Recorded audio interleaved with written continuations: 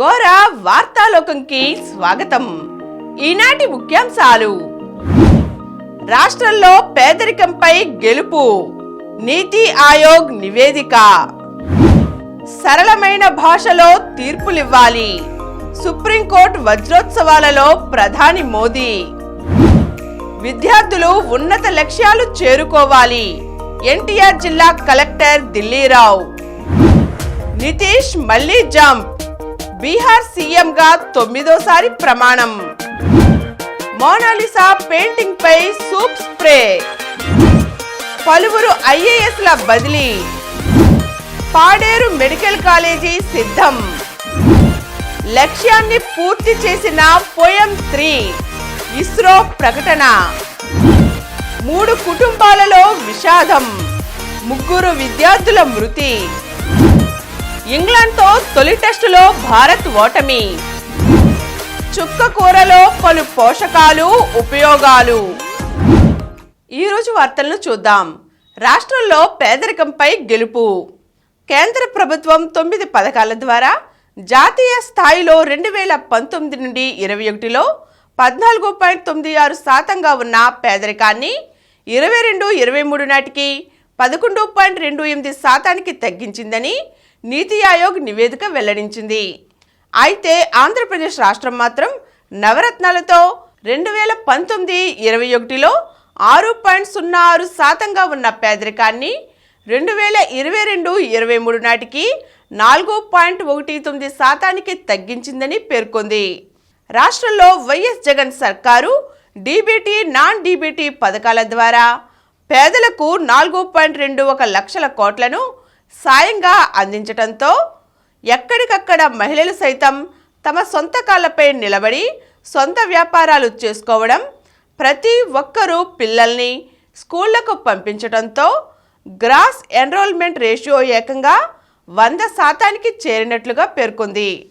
కేంద్ర రాష్ట్ర ప్రభుత్వాలు అమలు చేస్తున్న పలు పథకాల కారణంగా గత కొన్ని సంవత్సరాలుగా పేదల సంఖ్య వేగంగా తగ్గుతోందని నివేదిక వివరించింది. 2015-16 సంవత్సరం, 2019-21 సంవత్సరం, 2022-23 సంవత్సరాలలో దేశంలోనూ రాష్ట్రంలోనూ పేదరికం ఎలా తగ్గుతూ వస్తుందనే విషయాన్ని నీతి ఆయోగ్ ఈ నివేదికలో వెల్లడించింది. రాష్ట్ర ప్రభుత్వం సబ్సిడీపై ఆహార ధాన్యాలు అందించటం, పారిశుద్ధ్యంతో పాటు ఉచిత విద్య, ఆరోగ్యం, పోషకాహారాలపై తీసుకుంటున్న చర్యల కారణంగా పేదరికం శాతం గణనీయంగా తగ్గిందని నివేదికలో వివరించింది. ప్రజల జీవన నాణ్యతలో గణనీయమైన మెరుగుదల ఉందని నివేదిక స్పష్టంగా పేర్కొంది. సరళమైన భాషలో తీర్పులివ్వాలి, సుప్రీంకోర్టు వజ్రోత్సవాలలో ప్రధాని మోదీ. భారత సర్వోన్నత న్యాయస్థానం 75వ పడిలోకి అడుగుపెట్టింది. 1950 జనవరి 28న సుప్రీంకోర్టు ప్రారంభమైన సందర్భాన్ని పురస్కరించుకొని ఆదివారం మధ్యాహ్నం ప్రధానమంత్రి నరేంద్ర మోదీ న్యాయస్థాన వజ్రోత్సవాలను ప్రారంభించారు. ప్రపంచంలోనే అత్యుత్తమ న్యాయస్థానాల్లో సుప్రీంకోర్టు ఒకటని ఈ సందర్భంగా బార్ అసోసియేషన్ ప్రతినిధులు ప్రశంసించారు. దేశంలోని న్యాయ వ్యవస్థ మొత్తం సుప్రీంకోర్టు మార్గదర్శనంపై ఆధారపడి ఉంటుంది. అందువల్ల ఆ కోర్టు తలుపులు దేశంలోని చిట్ట చివరి వ్యక్తికి తెరిచి ఉండాలి. తీర్పులను ప్రాంతీయ భాషల్లోకి అనువదించే ప్రక్రియ సుప్రీంకోర్టులో ప్రారంభమైనట్లుగానే మిగతా కోర్టుల్లోనూ త్వరగా అమల్లోకి రావాలి. కోర్టు తీర్పులను సరళమైన భాషలో రాయడం వల్ల సామాన్యులకు మరింత మేలు చేకూరుతుందని ప్రధాని నరేంద్ర మోదీ పేర్కొన్నారు. ప్రభుత్వం ప్రస్తుత పరిస్థితులకు అనుగుణంగా చట్టాలను మారుస్తోందని, ఇవి రేపటి భారతాన్ని బలోపేతం చేస్తాయని, కేంద్ర ప్రభుత్వం తీసుకువచ్చిన 3 నేర న్యాయ బిల్లుల ద్వారా న్యాయ, పోలీసు, దర్యాప్తు వ్యవస్థలు సరికొత్త అధ్యాయంలోకి ప్రవేశిస్తాయని వివరించారు. ఆదివారం ఢిల్లీలో సుప్రీంకోర్టు వజ్రోత్సవాలను ప్రారంభించడంతో పాటు సుప్రీంకోర్టు నూతన వెబ్సైట్తో పాటు డిజిటల్ రికార్డులు, డిజిటల్ కోర్ట్స్ 2.0ను ఆవిష్కరించి ఆయన ప్రసంగించారు. నితీష్ మళ్లీ జంప్. బీహార్ రాజకీయ రగడకు ఊహించిన విధంగానే తెరపడింది. గోడ దూకుళ్లకు పెట్టింది పేరైన జేడీయూ అధినేత, బీహార్ ముఖ్యమంత్రి నితీష్ కుమార్ మళ్లీ కూటమి మార్చారు. ఆదివారం ఇండియా కూటమికి గుడ్ బై చెప్పి మరోసారి బీజేపీ సారథ్యంలోని ఎన్డీఏ గూటికి చేరారు. ఉదయం సీఎం పదవికి రాజీనామా చేసి జేడీయూ, ఆర్జేడీ, కాంగ్రెస్, వామపక్షాలతో కూడిన మహాగఠబంధన్ సర్కారుకు చరమగీతం పాడారు. సాయంత్రానికల్లా బీజేపీ మద్దతుతో మళ్లీ ప్రభుత్వం ఏర్పాటు చేశారు. తద్వారా 72 నితీష్ బీహార్ ముఖ్యమంత్రిగా రికార్డు స్థాయిలో 9వ పగ్గాలు చేపట్టారు. రాజ్భవన్లో జరిగిన కార్యక్రమంలో గవర్నర్ రాజేంద్ర ఆర్లేకర్ ఆయనతో ప్రమాణ స్వీకారం చేయించారు. పలువురు ఐఏఎస్ల బదిలీ. రాష్ట్రంలో పలువురు ఐఏఎస్లను బదిలీ చేస్తూ రాష్ట్ర ప్రభుత్వ ప్రధాన కార్యదర్శి డాక్టర్ కెఎస్ జవహర్ రెడ్డి ఆదివారం ఉత్తర్వులిచ్చారు. శ్రీకాకుళం జిల్లా కలెక్టర్గా ఉన్న ఎల్ఎస్ బాలాజీరావును మున్సిపల్ శాఖ కమిషనర్ అండ్ డైరెక్టర్గా నియమించారు. నంద్యాల కలెక్టర్గా ఉన్న డాక్టర్ మనజీర్ జిలానీ సామూన్ను శ్రీకాకుళం కలెక్టర్గా బదిలీ చేశారు. తిరుపతి కలెక్టర్గా ఉన్న కె వెంకటరమణారెడ్డిని ఏపీ స్టేట్ హౌసింగ్ కార్పొరేషన్ ఎండీగా నియమించారు. ప్రస్తుతం ఏపీ స్టేట్ హౌసింగ్ కార్పొరేషన్ ఎండీగా ఉన్న డాక్టర్ జి లక్ష్మీషాను తిరుపతి కలెక్టర్గా నియమించారు. ప్రకాశం జిల్లా జాయింట్ కలెక్టర్గా ఉన్న శ్రీనివాసులను నంద్యాల జిల్లా కలెక్టర్గా నియమించారు. రాష్ట్ర ఆర్థిక శాఖలో జాయింట్ సెక్రటరీగా ఉన్న ముట్టుంబాకు అభిషిక్త్ కిషోర్ను అన్నమయ్య జిల్లా కలెక్టర్గా నియమించారు. విజయవాడ సబ్ కలెక్టర్ అయిన అదితి సింగ్ను తిరుపతి మున్సిపల్ కార్పొరేషన్ కమిషనర్గా నియమించారు. త్వరలో సాధారణ ఎన్నికలు జరగనున్న నేపథ్యంలో ఎన్నికల నిర్వహణతో సంబంధం ఉన్న పలువురు అధికారులను బదిలీలు చేశారు. పాడేరు మెడికల్ కాలేజీ సిద్ధం. గిరిజనులకు ఉన్నత వైద్య సేవలు కల్పించడం లక్ష్యంగా వైఎస్ఆర్సీపీ ప్రభుత్వం వినూత్న మార్పులకు శ్రీకారం చుట్టింది. 500 కోట్లతో పాడేరులో మెడికల్ కళాశాల నిర్మాణానికి శ్రీకారం చుట్టారు. ప్రస్తుతం 35 ఎకరాల విస్తీర్ణంలో తలారిసింగి పాలిటెక్నిక్ కళాశాల ప్రాంగణంలో మెడికల్ కళాశాల, సూపర్ స్పెషాలిటీ ఆసుపత్రి, నర్సింగ్ కళాశాల భవన నిర్మాణాలు పూర్తి కావచ్చాయి. ఈ ఏడాదిలో మొత్తం అన్ని భవనాలను పూర్తి చేసే లక్ష్యంతో ఎన్సీసీ నిర్మాణ సంస్థ చురుగ్గా పనులు నిర్వహిస్తోంది. ఈ కళాశాల నిర్మాణ పనులు పూర్తయ్యేందుకు ఇంకా గడువు ఉండడంతో ముందస్తుగానే పాడేరు జిల్లా జనరల్ ఆసుపత్రిలో 420 బెడ్లలో రోగులకు 24 గంటల పాటు ఉన్నత వైద్య సేవలకు చర్యలు చేపట్టింది. పాడేరు జిల్లా ఆసుపత్రిలో అదనపు అంతస్తును యుద్ధ ప్రాతిపదికన పూర్తి చేసి అన్ని సదుపాయాలతో పడకలను ఏర్పాటు చేసింది. విద్యార్థులు ఉన్నత లక్ష్యాలు చేరుకోవాలి. ఎన్టీఆర్ జిల్లా కలెక్టర్ దిల్లీరావు. విద్యార్థులు దాతల సాయాన్ని సద్వినియోగం చేసుకుని జీవితంలో నిర్దేశించుకున్న ఉన్నత లక్ష్యాలను చేరుకోవాలని ఎన్టీఆర్ జిల్లా కలెక్టర్ ఎస్ దిల్లీరావు పేర్కొన్నారు.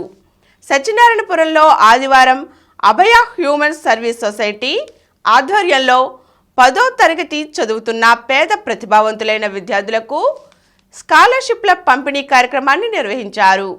ఈ కార్యక్రమంలో ఆయన ముఖ్య అతిథిగా పాల్గొని విద్యార్థులకు సొసైటీ సభ్యులతో కలిసి స్కాలర్షిప్లను పంపిణీ చేశారు.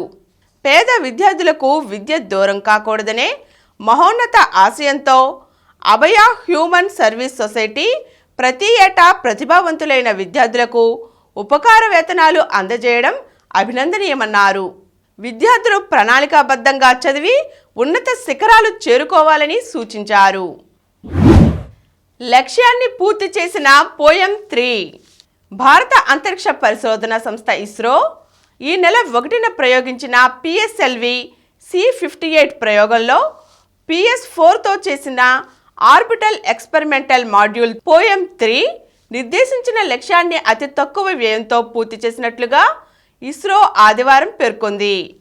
ప్రయోగంలో భాగంగా పిఎస్ఎల్వి C58 రాకెట్ 650 కిలోమీటర్ల ఎత్తులో ఎక్స్పోసాట్ అనే ఉపగ్రహాన్ని ప్రవేశపెట్టిన తర్వాత PS4 అంటే 4వ దశలో ఆర్బిటల్ ఎక్స్పెరిమెంటల్ మాడ్యూల్ 3 పేరుతో చేసిన ఎక్స్పెరిమెంట్ అనుకున్న లక్ష్యాలను ఛేదించింది. పోయం 3 ప్రస్తుతం 322 కిలోమీటర్ల ఎత్తులోని కక్షలో ఉన్నట్లుగా ఇస్రో ప్రకటించింది.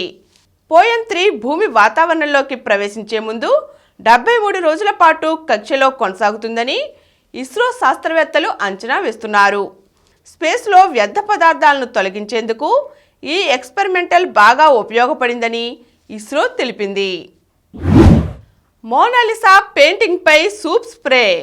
ప్రపంచ ప్రఖ్యాత మోనాలిసా పెయింటింగ్ పైకి పర్యావరణ ఉద్యమకారులు సూప్ను స్ప్రే చేశారు.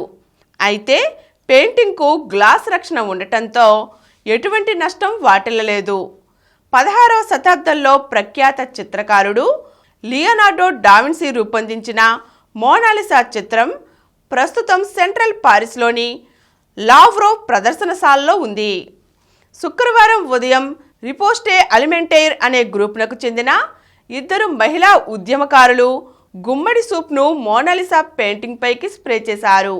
అనంతరం వారు కళ, ఆరోగ్యకరమైన సుస్థిరమైన ఆహార హక్కుల్లో ఏది ముఖ్యమైంది, వ్యవసాయ రంగం సమస్యల్లో ఉంది, రైతులు చనిపోతున్నారు, ప్రభుత్వం స్పందించాలని డిమాండ్ చేశారు. మ్యూజియం సిబ్బంది వెంటనే వారిని అక్కడి నుంచి ఖాళీ చేయించారు. పెయింటింగ్ను తొలగించి శుభ్రం చేశాక గంట తరువాత తిరిగి ప్రదర్శనకు ఉంచారు. మన వారసత్వం మాదిరిగానే ఈ పెయింటింగ్ భవిష్యత్ తరాలకు చెందాల్సిందని ప్రభుత్వం పేర్కొంది. ఉద్యమకారుల వాదనలో అర్థం లేదని కొట్టిపారేసింది. ఇంధన ధరలు పెరిగాయని, నియంత్రణలు ఎక్కువయ్యాయంటూ శుక్రవారం రైతులు పారిస్ను దిగ్బంధించారు. 3 కుటుంబాల్లో విషాదం, 3 విద్యార్థుల మృతి. పటమట కెనరా బ్యాంక్ వీధికి చెందిన గగన్ ప్రశాంత్, కరణంగారి వీధికి చెందిన కార్తీక్, కానూర్ సనత్ నగర్కు చెందిన షారుఖ్ 4 స్నేహితులు. ఆదివారం సెలవు కావడంతో గగన్ షారుఖ్కి ఫోన్ చేసి కృష్ణానదికి వెళ్దామని, కార్తీక్ ప్రశాంతులు కూడా వస్తున్నారని చెప్పాడు. దీంతో షారుఖ్ తన సైకిల్పై పటమటలోని ప్రశాంత్ ఇంటి వద్దకు చేరుకున్నాడు. అందరూ అక్కడికి చేరుకుని 3 సైకిళ్ల మీద యనమలకుదురు సమీపంలోని కృష్ణానది లోపలకు సుమారు 2.5 కిలోమీటర్లు వెళ్లారు. అక్కడ సైకిళ్లు పెట్టి నదిలోకి దిగారు. అందరూ కలిసి కాసేపు ఆడుకున్నారు. అనంతరం షారుఖ్ నది ఒడ్డున ఉండి ఫోటోలు దిగుతుండగా మిగిలిన 3 ప్రశాంత్, కార్తీక్, గగన్ నీళ్లలోకి దిగారు. లోతు తెలియకపోవడంతో గుంతలోకి కూరుకుపోయి మృతి చెందారు. ఇంగ్లాండ్తో తొలి టెస్టులో భారత్ ఓటమి. సొంత గడ్డపై మ్యాచ్. తొలి ఇన్నింగ్స్లో 190 పరుగుల భారీ ఆధిక్యం. ప్రత్యర్థి జట్టులో పెద్దగా గుర్తింపు లేని స్పిన్నర్లు. 231 పరుగుల స్వల్ప లక్ష్యం. అయినా సరే భారత జట్టు అనూహ్య రీతిలో ఓటమిని ఆహ్వానించింది. ఇంగ్లాండ్ బౌలర్లకు తల వంచుతూ పేలవ బ్యాటింగ్తో కుప్పకూలింది. 4వ రోజు పిచ్పై స్పిన్ బౌలింగ్ను ఎదుర్కొనేందుకు తడబడుతూ మన బ్యాటర్లు డిఫెన్స్ ఆడటం గతంలో ఎన్నడూ చూడండి. పలు మలుపులతో సాగిన ఈ మ్యాచ్లో ఇంగ్లాండ్ 28 పరుగుల తేడాతో భారత్పై విజయం సాధించింది. 231 పరుగుల విజయ లక్ష్యంతో బరిలోకి దిగిన భారత్ 69.2 ఓవర్లలో 202 పరుగులకు ఆలౌట్ అయింది. కెప్టెన్ రోహిత్ 58 బంతుల్లో 39 టాప్ స్కోరర్గా నిలిచాడు.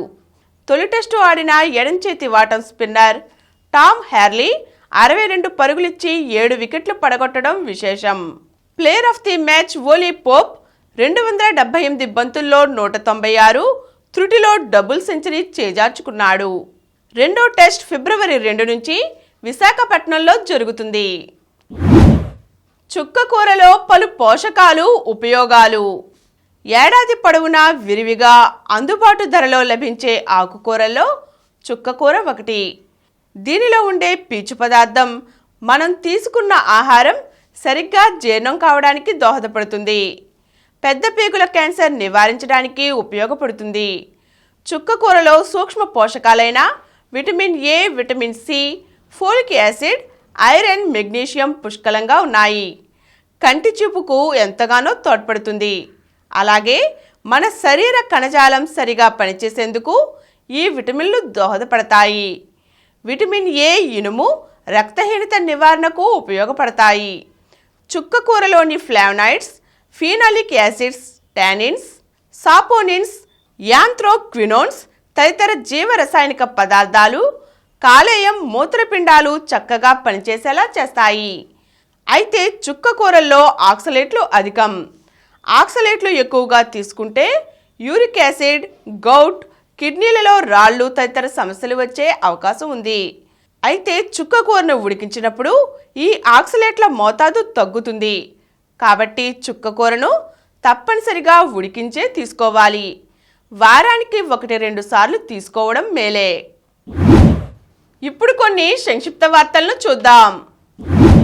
ప్రపంచ కుబేరుడిగా బెర్నార్డ్. ఎలాన్ మస్క్ను వెనక్కు నెట్టి ఫ్రాన్స్కు చెందిన వ్యాపారవేత్త బెర్నార్డ్ అర్నాల్డ్ ప్రపంచ కుబేరుడిగా స్థానం సంపాదించాడు. అభ్యర్థులు దొరక్కుంటే అన్రిజర్వుడే.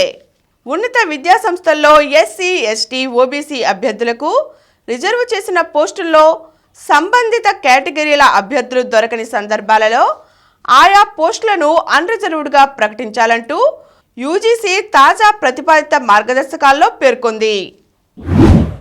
ఖేలో ఇండియాలో సత్తా చాటిన తీర్థు సామ్దేవ్. చెన్నైలో జరుగుతున్న Khelo India youth games swimming పోటీలలో విజయవాడ క్రీడాకారుడు తీర్థు సామ్దేవ్ సత్తా చాటాడు. ఆదివారం జరిగిన 1500 మీటర్ల ఫ్రీస్టైల్ విభాగంలో గోల్డ్, 400 మీటర్ల మెడ్లీ విభాగంలో రజత పతకం కైవసం చేసుకున్నాడు. Australian open grand slam winner Sinner సెమీఫైనల్లో ప్రపంచ నెంబర్ 1 10 సార్లు ఛాంపియన్ జోకోవిచ్ పై విజయం. ప్రపంచ రికార్డుతో పసిడి పతకం.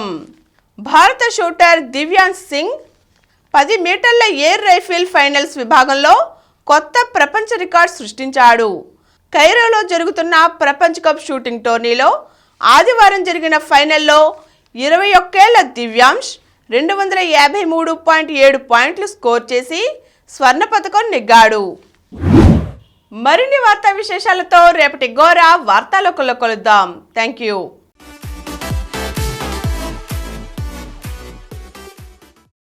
ప్రతిరోజు వార్తా విశేషాల కోసం అనతి కాలంలోనే 20 కోట్ల వ్యూస్ సాధించిన డాక్టర్ సమరం మల్టీ ఛానల్ నెట్వర్క్ సమర్పించు గోరా వార్తాలోకంకు సబ్స్క్రైబ్ చేయండి, లైక్ చేయండి, మీ ఫ్రెండ్స్కి షేర్ చేయండి. అలాగే ప్రక్కనున్న గంట సింబల్ని ప్రెస్ చేయడం మర్చిపోకండి.